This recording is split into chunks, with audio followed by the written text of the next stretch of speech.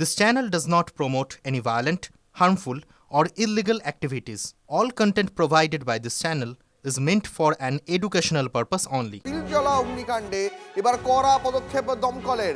Suspend করা হলো প্রগতি ময়দান fire স্টেশনের ওসি গৌতম দাসকে। এই মুহূর্তের বড় update. UEM Jaipur is a perfect target for prospective students aspiring for good jobs, good education with future-ready skills. Suspend করা হলো প্রগতি ময়দান ফায়ার স্টেশনের ওসি গৌতম দাসকে। তার বিরুদ্ধে বিভাগীয় তদন্তের নির্দেশ। আরো বিস্তারিত এই বিষয়ে জানবো, কথা বলবো আমাদের প্রতিনিধি সুপ্রিয় আমাদের সঙ্গে রয়েছেন। সুপ্রিয়, গৌতম দাসের বিরুদ্ধে কি অভিযোগ?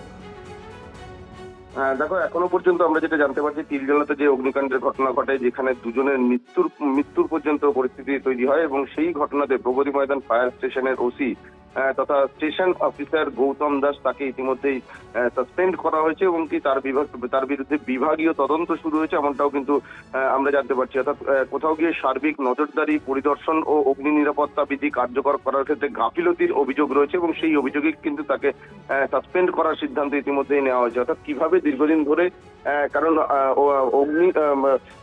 ফায়ার ডিপার্টমেন্টের ছাড়পত্র ছাড়া কিন্তু এ ধরনের রেসিডেন্সিয়াল এরিয়াতে কোনো কারখানা চালানো যায় না।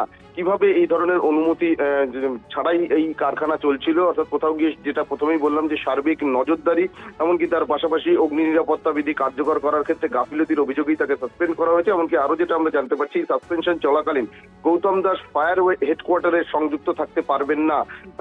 ইতিমধ্যেই কিন্তু এই নির্দেশিকা জারি করেছে দমকল দপ্তর। এখন যেটা দেখার, যে তার বিরুদ্ধে যে বিভাগীয় তদন্ত হয়, সেখানে তার বিরুদ্ধে যে গাফিলতি ইতিমধ্যে উঠে আসছে, সেই গাফিলতি সংক্রান্ত কি তথ্য আগামী দিনের সামনে উঠে আসে। এবং তার পাশাপাশি আরো যে বিষয়টা তোমাকে জানাবো, যে অগ্নিকাণ্ডের ঘটনা ঘটে, সেখানে আমরা কালকেই দেখেছি যে এই যে বহুতলটি, সেই বহুতল ভাঙার কাজ একেবারে বুলডোজার দিয়ে গতকাল শুরু হয়েছিল। গতকাল ঘন্টাখানেকের মতন সেই ভাঙার কাজ চলে এবং আজ সকাল 10টা থেকে পুনরায় কিন্তু এই বহুতল ভাঙার যে কাজ, সেই কাজ কেএমডি এবং কেএমসির তরফ থেকে চালু করা হবে। ধন্যবাদ সুপ্রিয়। দেখুন, বেআইনি নির্মাণে জিরো টলারেন্স নীতি নিয়েছেন শুভেন্দু অধিকারী। মুখ্যমন্ত্রীর নির্দেশের পরেই তিলজলায় কলকাতা পুরসভার বুলডোজারই ভাঙলো বেআইনি নির্মাণ।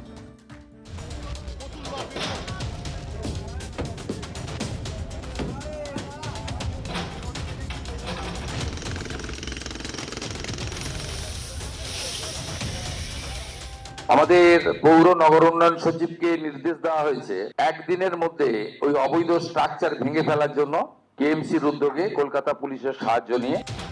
মুখ্যমন্ত্রীর কড়া নির্দেশের পরেই অ্যাকশন। বদলের বাংলায় বুলডোজার চলল তিলজলায়। বেআইনি নির্মাণে পড়ল বুলডোজারের কোপ। রিপোর্টে যা পাওয়া গেছে, এটা আমাদের রাজ্যে বা কলকাতার ক্ষেত্রে অশনি সংকেত।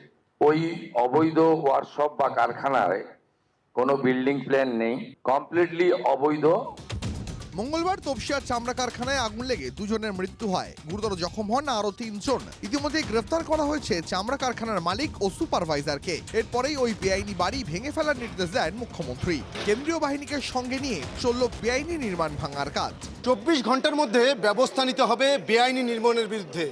আর মুখ্যমন্ত্রী শুভেন্দু অধিকারীর সেই নির্দেশের পরেই বুলডোজার দিয়ে একেবারে বেআইনি নির্মাণ ভাঙার কাজ শুরু হলো। সামনের অংশের যে আমরা দেখতে পাচ্ছি কংক্রিটের অংশ বা ইটের যে গাঁথুনি রয়েছে, সেগুলোকে যেমন ভেঙে ফেলা হয়েছে, ঠিক তার পাশাপাশি এই বহুতলের একেবারে ছাদের উপরের যে অংশ, সেখানে পৌঁছে কলকাতা পুরসভার যারা কর্মীরা রয়েছেন, তারা হাতুড়ি দিয়ে ছাদ ভাঙারও কিন্তু কাজ চালায়।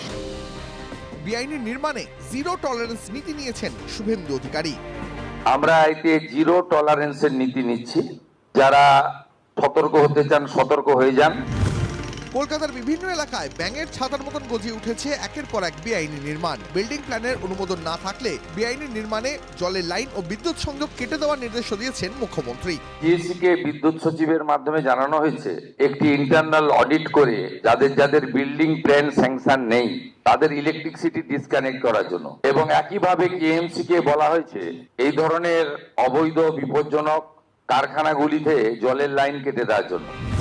সরকারের এদিনের পদক্ষেপে স্পষ্ট, এবার আইন ভাঙলে বুলডোজারই চলবে। Bureau report, TV9 Bangla.